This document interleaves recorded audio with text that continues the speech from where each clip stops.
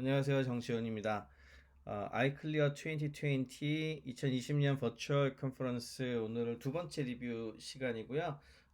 이번에 고른 연구는 메타러닝입니다. 메타러닝 큐리어시티 알고리즘. 그러니까 호기심하고 메타러닝과 관련된 걸로 골랐고요. 중간에 하나 또 메타러닝 관련해 가지고 되게 중요한 그 연구가 하나 더 소개 잠깐 할 건데 이거는 이진원 님이 하시는 PR12에서 리뷰를 좀 많이 한 적이 있어가지고 그거는 짧게만 하고 넘어가도록 하겠습니다. 오늘 소개할 제목 그대로입니다. 메타러닝 큐리오시티 알고리즘이고요. 좋은 연구자들이 좀 많이 관여를 했고 무엇보다 재밌는 거는 이제 메타러닝에 대해서 또 큐리오시티 호기심에 대해서 좀 제대로 다뤄봤다 그럴까요? 뭐 그래서 이게 좀 나름 의미가 있는 논문 같습니다. 이거 들어갈 게 앞서가지고 메타러닝도 이제 뭐 적용되는 데 따라가지고 뭐 슈퍼바이스드 러닝 쪽도 있고 그다음에 강화학습 쪽도 있고 뭐 이런데요.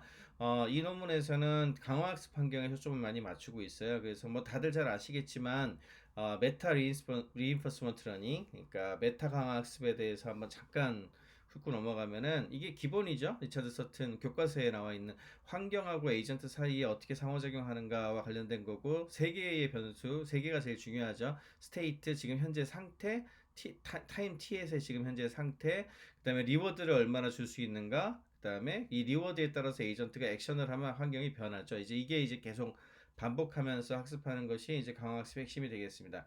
강화학습이 가장 큰 문제가 되는 건 뭐냐면 특정한 어떤 작업을 하게 만드는 데는 굉장히 뭐 효과적으로 좀 잘 나온다고는 하는데 지금 가장 뭐 하고 싶어 하는 사람들이 하고 싶어 하는 것들이 여러 가지 일을 동시에 해결할 수 있는 에이전트 이걸 좀 만들고 싶어 하거든요. 이제 이걸 하기 위해서는 뭐 여러 개의 작업을 동시에 학습할 수 있는 것이 필요한데 그거를 하기 위한 작업들. 근데 이게 이제 어쨌든 간에 학습을 필요로 하는 거니까 너무 오랜 동안 계속해서 트라이얼 에러를 반복하면서 어느 하나 달성하고 그 다음에 B라고 하는 거 달성하고 이런 식으로 해가지고 해결이 안 나잖아요. 그래서 이제 몇 개만 집어넣어서도 해결될 수 있도록 하겠다. 라고 하는 게 이제 메타 러닝이고요. 메타 러닝 또는 뭐 이미테이션 러닝 이런 것들을 하게 되는데 이게 이제 메타 리인포스먼트 러닝의 가장 기초적인 형태입니다. 여기는 똑같죠.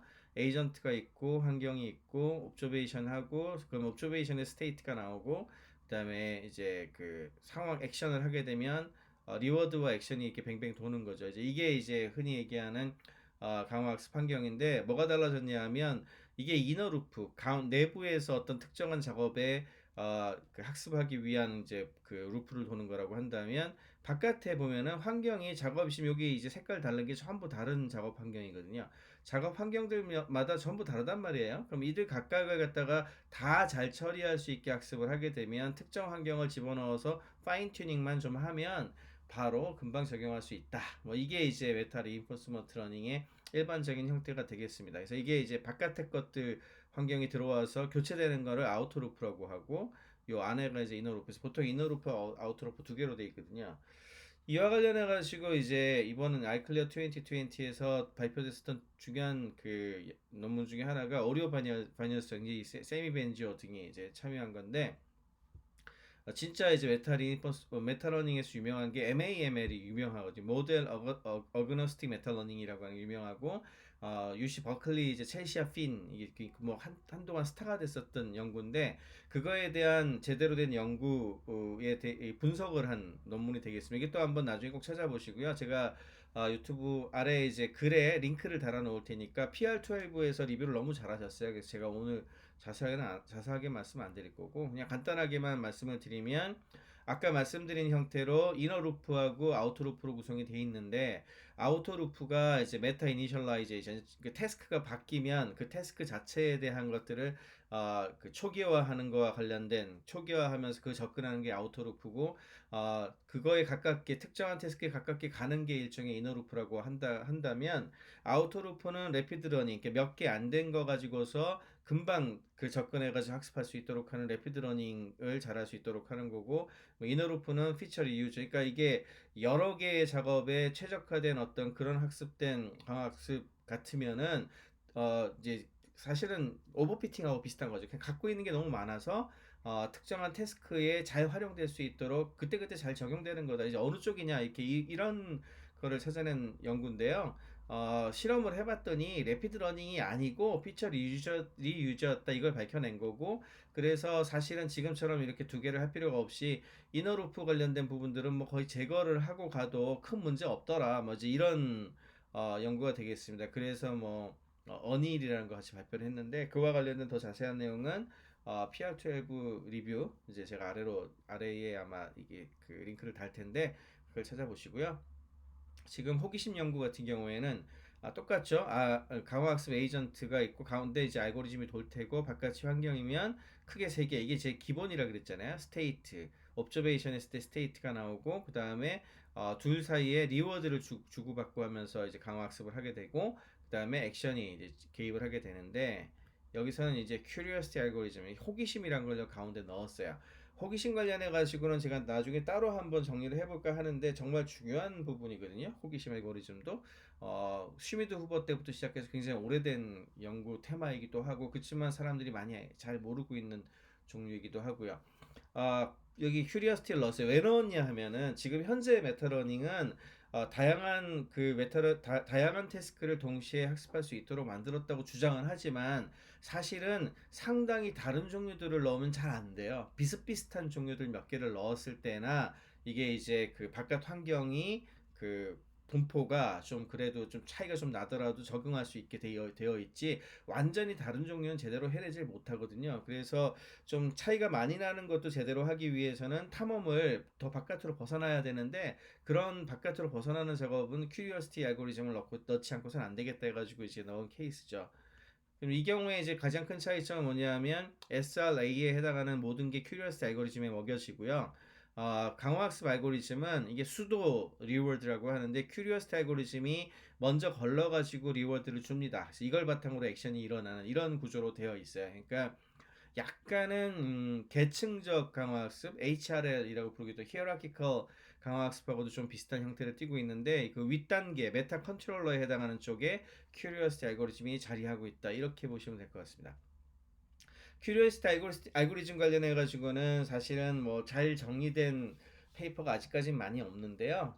좀 생각보다 많은 연구들이 진행이 되고 있거든요. 개인적으로는 구글에서 2018년에 그 블로그에 정리한 그림이 되게 좋다고 생각을 해요. 보통 우리가 어떤 뭔가를 학습을 하게 되면 메모리상에 이렇게도 해봤고 저렇게도 해봤고 이런 걸 기억을 하잖아요. 그걸 노운이라고 한다면 요게 알고 있는 것들에 대해서는 뭐 학습해서 아는 거잖아요. 그렇지만 우리가 새로운 것들을 제대로 더 잘 학습하기 위해서는 너블티라고 그러죠. 새로운 것들을 가끔은 찾아가야 된단 말이에요. 근데 이때 너블티를 찾아가는 이 과정을 이게 이제 큐리오시티 알고리즘이라고 하는 거죠. 만약에 그냥 랜덤으로 아무거나 흩뿌려 가지고 던져 넣는 거를 할 수도 있는데 그거는 좀 너무 좀 그렇잖아요. 뭔가 알고 있는 게서 연결되든지 아니면은 좀 적당한 수준으로 바깥에 뿌리든지 어째 뭔가 탐험할 수 있는 뭔가를 만들어야 되는데 그것 때문에 굉장히 많은 알고리즘이 제한이 되고 있습니다. 그래서 이걸 잘했을 때 다양한 탐험을 통해 가지고 학습을 잘할 수 있게 된다는 거죠. 그래서 뭐 몇 가지만 정리를 해봤는데 이렇게 2008년도부터 시작을 해서요. 뭐 수미도 후보의 뭐 러닝 프로그레스와 관련된 이론부터 시작을 해서 뭐 너블티 서치에 대한 거, 니어리스트 네이버 이용한 거, 뭐 이렇게 굉장히 많습니다. 이제 이런 거 하나하나를 전부 다 설명드리기는 어렵고요. 지금 이번 연구에서 정말 좀 인상적인 거는 이렇게 다양한 큐리오시티 알고리즘을 이제 메타러닝을 통해 가지고 정말 좀 일반화를 시키려고 했었던 것 같아요. 그래서 이 친구들이 했었던 가장 중요한 그 컨트리뷰션이 도메인 스페시픽 랭귀지를 이용을 해서요.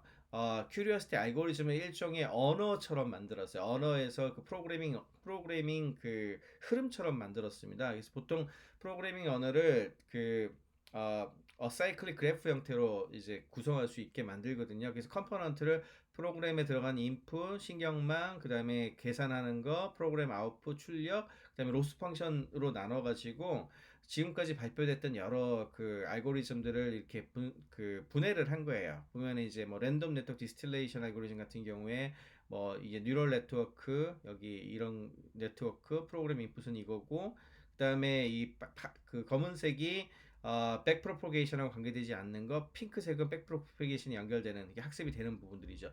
그래서 이런 것들이 직접 그 환경에 집어넣어 가지고 호기심 알고리즘 자체가 나올 수 있도록 해서 어떤 게 가장 좋은 호기심 알고리즘인지 찾아내는 거죠. 그래서 이 논문의 뒤에 이제 그 디스커션에도 나오는데 뉴럴 서치 알고리즘하고 되게 비슷하다. 뭐 뉴럴 아키텍처 설치 이런 거랑 되게 비슷하자. 그래서 오토 ML하고 좀 연관된 부분인데 너블티 서치와 관련된 큐리오시티 관련된 부분들을 이렇게 뭐 처리를 한 것이 이제 핵심이 되겠습니다. 그래서 두 개가 이렇게 열심히 해봤더니 이 머신러닝에 의해 가지고 메타러닝에 의해 가지고 두 가지 알고리즘을 그 큐리오시티 알고리즘이 제일 잘 듣는다. 그걸 이제 실험적으로 증명을 한 건데 뭐 이게 이제 패스트 액션 스페이스 트랜지션이라고 하는 알고리즘이고 그다음에 이게 사이클 컨시스턴트 인트리스 모티베이션이라고 하는 큐리오시티 알고리즘을 어, 사람 머릿속에서 이렇게 만들어낸 게 아니고 데이터 기반으로 학습을 해가면서 얘네 둘이 제일 다양한 태스크를 잘 하더라. 뭐 다양하다고 실험 보니까 두 개나 세 개 정도를 잘하는 걸 했더라고요. 근데 이제 기존의 메타러닝하고 다른 점은 완전히 좀 다른 좀 이질적인 것들을 막 섞어서 했어요.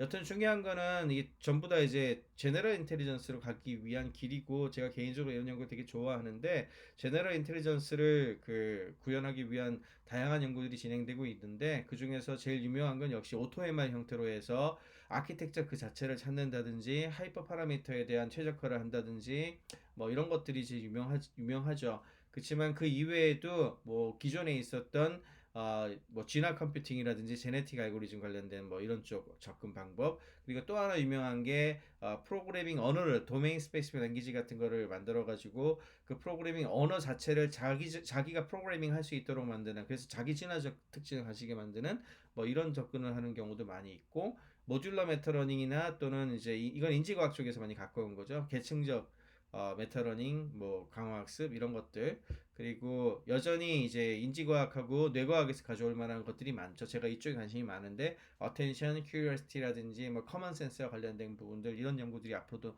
많이 지속이 돼야 될 것 같고요. 또 딥마인드에서 발표한 에이전트 57 되게 유명하죠. 이거는 정말 짬뽕인 것 같아요. 여러 개를 하기 위해서 정말 다양한 알고리즘을 우겨 넣어가지고 성능을 엄청 좋게 만들었거든요. 확실한 거는 이제 슈퍼바이스 러닝과 함께 이제 시작된 딥러닝이 특정한 태스크를 넘어서 가지고 다양한 태스크, 다양한 작업들을 할 수 있는 연구들이 이제 많이 나오고 있고 조만간 좀 어느 정도 성과가 나오지 않을까 그렇게 생각을 하고 있습니다.